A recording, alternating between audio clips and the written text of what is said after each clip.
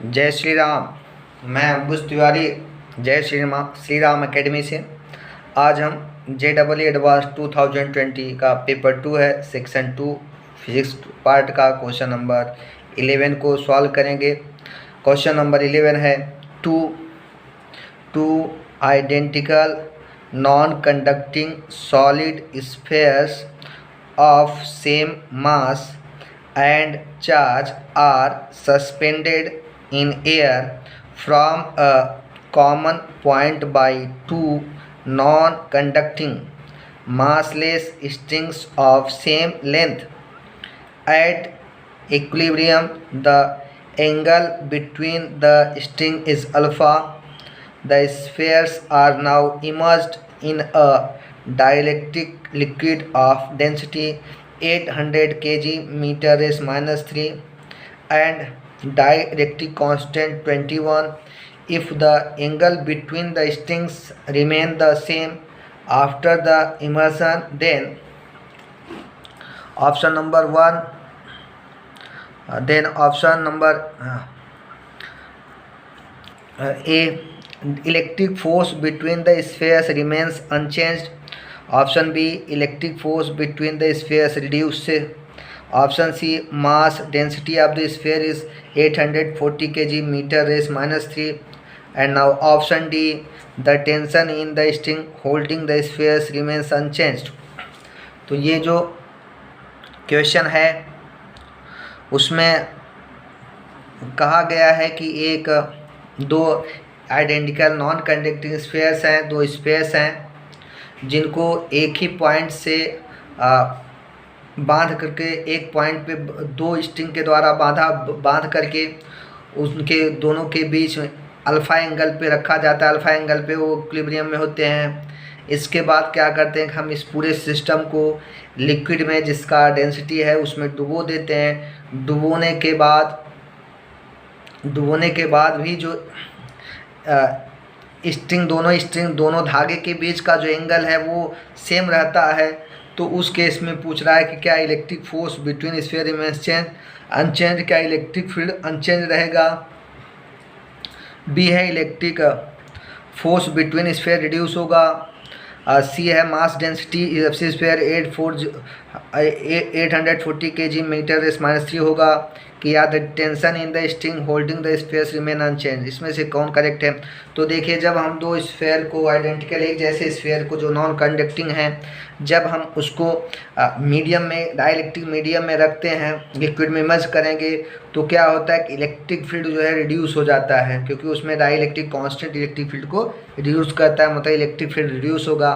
तो option B correct है। Electric force between spheres remain unchange नहीं होगा क्योंकि चेंज होता है। तीसरा है मास डेंसिटी चेंज हो जाएगा।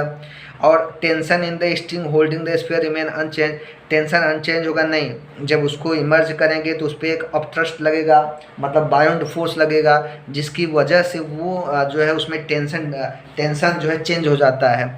तो ऑप्शन इसमें करेक्ट ऑप्शन है, इसमें ऑप्शन बी और ऑप्शन सी करेक्ट हैं और option A and option D wrong है। तो अभी हम इस प्रॉब्लम को सॉल्व करेंगे। देखिए, ये पॉइंट ऑफ रिजिड सपोर्ट है, जहाँ से हम इस कॉमन पॉइंट से दो स्ट्रिंग है। ये स्ट्रिंग पहला है, दूसरा इस पे एक स्फीयर इस पे बंधा हुआ है और दूसरा स्फीयर इसके यहाँ पे बंधा हुआ दूसरे एंड से। और दोनों का एंड जो है दोनों का वन एंड जो है एक कॉमन सपोर्ट से बंधा हुआ है एक ही पॉइंट पे, और दोनों के बीच का एंगल दिया है, स्ट्रिंग का अल्फ़ा है, स्ट्रिंग का लेंथ स्मॉल एल सपोज किया हमने। अब यहाँ से वर्टिकल लाइन ड्रॉ करेंगे, तो जिसको एंगल को डिवाइड करेगा, इक्वली डिवाइड करेगा, तो ये एंगल अल्फ़ा बाई, ये टोटल एंगल अल्फ़ा है, तो ये अल्फ़ा बाई 2 हो जाएगा, ये भी अल्फ़ा बाई 2 हो जाएगा। अब देखिए, हम ये सपोज करेंगे दोनों स्फीयर के बीच के सेंटर्स का डिस्टेंस, सेंटर टू सेंटर का डिस्टेंस है स्मॉल आर, मतलब इस स्फीयर जिस पे चार्ज क्यू है और इस स्फीयर जिस पे चार्ज क्यू है, उन दोनों के सेंटर के बीच का डिस्टेंस आर है।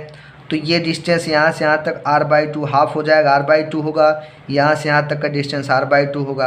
अब ये जब अल्फा एंगल पे इंक्लाइंड होगा तो देखो एक इस पे फोर्स लगेगा, weight due to gravity mg vertically downward की तरफ लगेगा, और इस वर्टिकली डाउनवर्ड लगेगा, और इस स्फेयर के कारण रिपल्सिव इलेक्ट्रोस्टैटिक फोर्स वो एक्ट करेगा, मतलब इस पे पॉजिटिव चार्ज है, इस पे भी पॉजिटिव चार्ज, इसलिए इसके दोनों के बीच एक रिपल्सिव इलेक्ट्रोस्टैटिक फोर्स वर्क करेगा।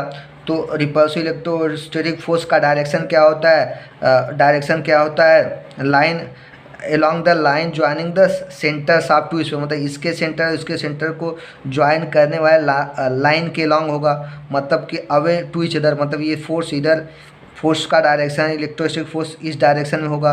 तो फोर्स का वैल्यू क्या होता है, एफ बेस ई, ये represent electrostatic equal to Q into E, charge into electric field होगा। और इस पर भी फोर्स इस साइड में लगेगा, सेम फोर्स इलेक्ट्रोस्टैटिक फोर्स लगेगा, इस पे भी फोर्स इस डायरेक्शन में लगेगा, वो होगा या फिर इक्वल टू सेम अमाउंट होगा क्यू इंटू इलेक्ट्रिक फील्ड। अब इस वेट के कारण और इस फोर्स के कारण इस पर एक टेंशन क्रिएट होगा, स्ट्रिंग में टेंशन आ जाएगा। तो ये देखिए ये एंगल अल्फ़ा है, अब इसको हम ऊपर की तरफ थोड़ा बढ़ाएंगे तो ये एंगल ये अपोजिट है, इसके अपोजिट एंगल है, तो ये एंगल अल्फ़ा बाई 2 है, तो ये भी एंगल अल्फ़ा बाई 2 होगा। आप ज्योमेट्री से फाइंड कर सकते हो। ये पूरा 90 डिग्री है, ये पूरा 90 डिग्री है, तो ये एंगल अल्फ़ा बाई 2 है, ये भी अल्फ़ा बाई। अब टी को रिजॉल्व करोगे दो कंपोनेंट में, टू म्यूचुअली परपेंडिकुलर कंपोनेंट में, ये टी कॉस अल्फ़ा बाई 2 होगा, इधर टी साइन अल्फ़ा बाई 2 होगा। अब इक्विलिब्रियम के केस में क्या होगा, ये T cos alpha by 2 balance करेगा वेट को mg को, और T sine alpha by 2 balance करेगा इलेक्ट्रोस्टैटिक फोर्स को, या फिर तो दोनों इक्विलिब्रियम पोजीशन में दोनों इक्वल हो जाते हैं। तो at equilibrium T cos alpha by 2 equal to mg, T sine alpha by 2 equal to Q E. T क्या है, is the tension in the string में टेंशन है। और इलेक्ट्रिक फील्ड की वैल्यू क्या होगा, इस पॉइंट चार्ज के कारण electric field at a distance r from this charge equal to 1/4 pi epsilon q upon r square हो जाएगा। तो अब इसको टी साइन अल्फ़ा बाई 2 को टी कॉस अल्फ़ा बाई 2 से डिवाइड करोगे तो आ जाएगा, टी कैंसिल हो गया, tan alpha by 2 equal to Q E upon mg हो गया। इसको हम इक्वेशन 1 सपोज कर लेंगे।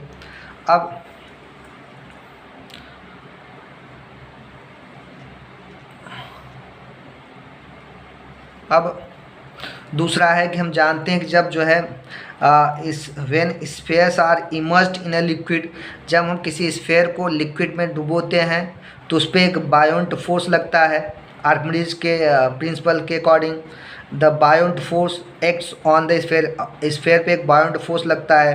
The buoyant force on the sphere is equal to the weight of the volume of liquid displaced by that sphere. वो buoyant force की जो बायोंट force sphere पे काम करेगा, जिसकी वैल्यू होगा कि स्फेयर जितना लिक्विड हटाएगा उसी लिक्विड का जो वेट होता है वही अपथ्रस्ट की वैल्यू होगी। मतलब कि जितना ये स्फेयर जितना वॉल्यूम को हटाएगा लिक्विड के, उसी का जो वेट होगा वॉल्यूम का वही जो है अपथ्रस्ट होगा।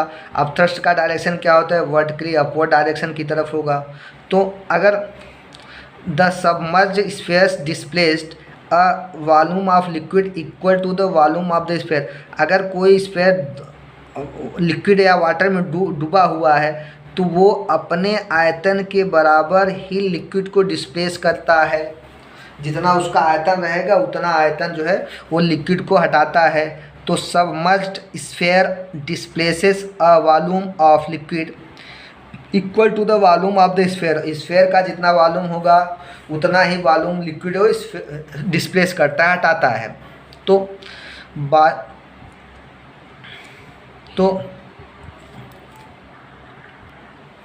अब जो है buoyant force on the sphere acts in vertical upward direction.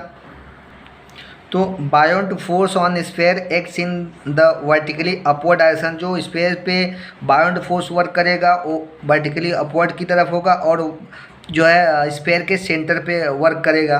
तो F buoyant force represent this buoyant force क्या होगा, volume of the displaced water, जितना वाटर डिस्प्लेस्ड हुआ उसका volume, into density of liquid into g, मतलब ये हो जाता है weight of the displaced water आ जाएगा। Weight of the displaced water होगा m into g, where m क्या है, mass of the displaced water. तो मास ऑफ डिस्प्लेस्ड वाटर कैसे फाइंड करते हैं, तो volume of the displaced water into density of the liquid होगा। तो दैट इज इक्वल टू, क्योंकि वो सबमर्ज स्फीयर है तो अपने स्फीयर का जितना वॉल्यूम होगा उतना वाटर डिस्प्लेस्ड होगा। तो volume of the displaced water क्या होगा, volume of the sphere into density of liquid into g. तो अगर हम volume of sphere v suppose करें तो v, और लिक्विड का डेंसिटी रो बेस एल है, v rho base L into g हो जाएगा। अब यहाँ पे v क्या है, वॉल्यूम ऑफ द स्फीयर है, रो बेस एल क्या है, डेंसिटी ऑफ लिक्विड, जी क्या है, एक्सीलरेशन ड्यू टू ग्रेविटी है। अब हम दूसरा कंडीशन देखेंगे। अब क्या है, पूरे सिस्टम को हम एक लिक्विड में डुबो देते हैं। डुबोने पे क्या होगा, डुबोते हैं, अब डुबोने के बाद क्या आगे दोनों स्फीयर लिक्विड में डूब गया है और इसमें इसका लेंथ वही रहेगा, वही रहेगा। और क्वेश्चन में दिया गया है कि ये जो एंगल होता है दोनों के बीच में, दोनों स्ट्रिंग के बीच का एंगल वो भी सेम है, तो मतलब ये एंगल पूरा अल्फ़ा होगा। और एक हम इसको परपेंडिकुलर लाइन ड्रॉ करेंगे जो इसको एंगल को 2 पार्ट में डिवाइड करे, तो ये α/2 हो गया, α/2 हो गया। ये 90 डिग्री का एंगल होगा, इधर भी 90 डिग्री का एंगल होगा।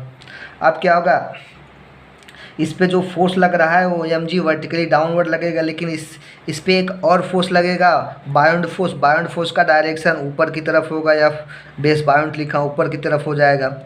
और इसके बाद इस पे रिपल्सिव इलेक्ट्रोस्टैटिक फोर्स एक्ट करेगा, क्योंकि इस पे पॉजिटिव चार्ज है और इस पे भी पॉजिटिव चार्ज है। तो दो पॉजिटिव चार्ज के बीच में रिपल्सिव इलेक्ट्रिक फोर्स एक्ट करता है। तो इस पे जो है इस पे रिपल्सिव फोर्स अप्लाई करेगा, ये इस पे रिपल्सिव फोर्स अप्लाई करेगा। और जिसका इसके द्वारा, इस चार्ज के द्वारा इस पे लगाया गया रिपल्सिव फोर्स की वैल्यू होगा F dash base equal to Q into E dash, where E dash क्या है, इलेक्ट्रिक फील्ड है, न्यू इलेक्ट्रिक फील्ड। जब उसको लिक्विड में डुबोते हैं, इमर्ज करते हैं, अब दोनों के क्योंकि एंगल जो है अल्फ़ा ही है, तो एंगल दोनों स्फीयर के बीच का डिस्टेंस आर ही होगा, सेम होगा। अब हम क्या करेंगे, फिर ये टेंशन चेंज हो जाएगा, क्योंकि इस पर अपथ्रस्ट लग गया है, उसकी वजह से इसमें जो है टेंशन जो है चेंज हो जाएगा। तो अगर टेंशन को T1 माने तो हम क्या करें, इसको 2 पार्ट में स्प्लिट कर देंगे। ये वाला पार्ट T1 cos α/2 हो जाएगा और इधर T1 sin α/2 हो गया। तो ये इसको बैलेंस कर लेगा और ये इसको बैलेंस कर लेगा। अब देखिए,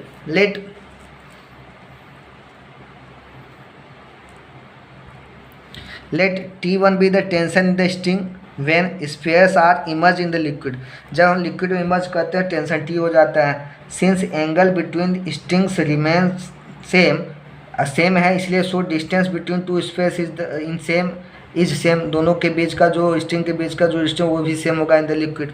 अब repulsive electrostatic force between two spheres having equal charge क्या होगा, उसको हम रिप्रेजेंट करते हैं एफ डैश बेसी से 1/4 pi epsilon naught epsilon R Q square upon R square. इसको लिखेंगे that is equal to 1/4 pi epsilon Q upon R square into 1 epsilon R. Epsilon naught क्या है, परमिटिविटी ऑफ फ्री स्पेस है, epsilon base R क्या है, dielectric constant है। तो ये वैल्यू होगा पहले वाले की वैल्यू की, ये पूरा टर्म एफ ही है। Electrostatic force when space are not immerse in the liquid, जब इमर्ज नहीं किया था तो उसकी फोर्स इलेक्ट्रोस्टैटिक फोर्स ये हो गया एफ ई बटा एप्सिलॉन आर हो गया। अब देखिए एफ डैश बेस ई की वैल्यू क्या है, क्यू इंटू ई डैश है। ई डैश क्या है, इलेक्ट्रिक फील्ड है, electric field at a distance R from a sphere charge sphere Q. एक स्फीयर जिस पे चार्ज क्यू है वहाँ से आर डिस्टेंस पे इलेक्ट्रिक फील्ड की जो वैल्यू है, जब वो लिक्विड में इमर्ज्ड होता है तो उसकी वैल्यू ई डैश हमने सपोज किया। तो Q E dash equal to क्या होगा, ये है अपना एफ ई। जब स्फीयर लिक्विड में इमर्ज नहीं होता तो उनके बीच लगने वाला इलेक्ट्रोस्टैटिक फोर्स है, तो एफ ई की वैल्यू है Q E divided by epsilon R equal to Q E divide by 21, क्योंकि डाइलेक्ट्रिक कांस्टेंट की वैल्यू 21 है। तो ये वैल्यू है ई डैश इक्वल टू हो गया ई अपॉन 21। अब डायरेक्शन ऑफ इलेक्ट्रोस्टैटिक फोर्स या रिपल्सिव इलेक्ट्रोस्टैटिक फोर्स क्या होगा, is along the line joining the charges away from each other, क्योंकि दोनों के पॉजिटिव चार्ज हैं इसलिए दोनों पे जो फोर्स का डायरेक्शन होगा वो होगा दोनों के सेंटर को ज्वाइन करने वाला लाइन के डायरेक्शन में होगा और अवे फ्रॉम ईच अदर, एक दूसरे से दूर होगा। अब हम क्या करेंगे, अब नया इक्विलिब्रियम पोजीशन पे हम फ्री बॉडी डायग्राम लेकर के एक स्फीयर को लेकर ड्रॉ करेंगे। ये स्फीयर है, इसका mg वर्टिकली डाउनवर्ड एक्ट कर रहा है वेट, ये एंगल α/2 है तो ये भी α/2 होगा, ये α/2 है तो ये भी α/2 होगा, और इधर ऊपर की तरफ बायोंट फोर्स लग रहा है जिसकी वैल्यू है v rho base L into जी है। तो इसको टू पार्ट टेंशन T1 को टू पार्ट में सॉल्व करोगे तो ये T1 cos α/2 हो गया, ये T1 sin α/2 हो गया। अब इक्विलिब्रियम के पोजीशन पे क्या होगा, इक्विलिब्रियम अगर है तो T1 sin α/2 equal to Q into E dash, ये इसको बैलेंस कर लेगा, और T1 cos α/2 plus F buoyance force equal to mg हो जाएगा वेट को। तो T1 cos α/2 प्लस इसकी वैल्यू था वाइंड का v rho base L g है दैट इज mg हो गया, और T cos α/2 equal to mg minus v rho base L into g. तो अब इसको हम इससे डिवाइड करेंगे तो आ जाएगा tan α/2 equal to Q E dash upon mg minus v rho base L g. अब अगर हम सपोज करें कि करिए कि लेट रो बेस s जो है मास डेंसिटी ऑफ स्फीयर है, सो मास क्या होगा, mass equal to volume into density of sphere v into rho base s है। तो tan α/2 की वैल्यू क्या, Q E dash upon M की वैल्यू पुटअप करेंगे v rho S g minus v rho base L g equal to Q E dash upon यहाँ पे हम v g common ले लेंगे, rho base S minus rho base L हो गया, equation number 2 हो गया। अब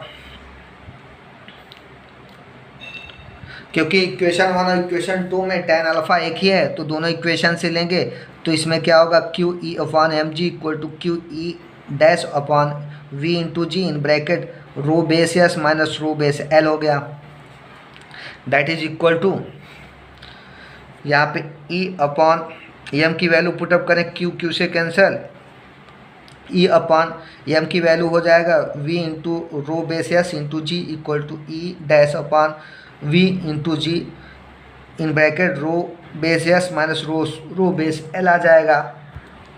अब देखिए यहाँ से क्या हो गया, e अपॉन यहाँ से वी जी कैंसिल हो गया, e upon rho base S equal to E dash की वैल्यू था e upon 21 divide by rho base S minus rho base L हो गया, या 1 upon rho base S equal to 1 upon 21 into in bracket rho base S minus rho base L हो गया। और इसको हम इसको उधर ले जाएंगे, इसको इस साइड में ले जाएंगे या रेसिप्रोकल ले लेंगे, तो rho base S equal to हो गया 21 into in bracket rho base S minus rho base L. अब ओपन करेंगे, rho base S equal to multiply हो जाएगा 21 rho base S minus 21 rho base L आ जाएगा। तो अब क्या करोगे, हम इसको लेफ्ट हैंड साइड में लाएंगे तो rho base S minus 21 rho base S आ गया, that is equal to minus 21 rho base L. और इसमें से rho base S minus 21 rho base S क्या होगा, माइनस 20 रो बेस एस आ गया, that is minus 21 rho base L आ गया।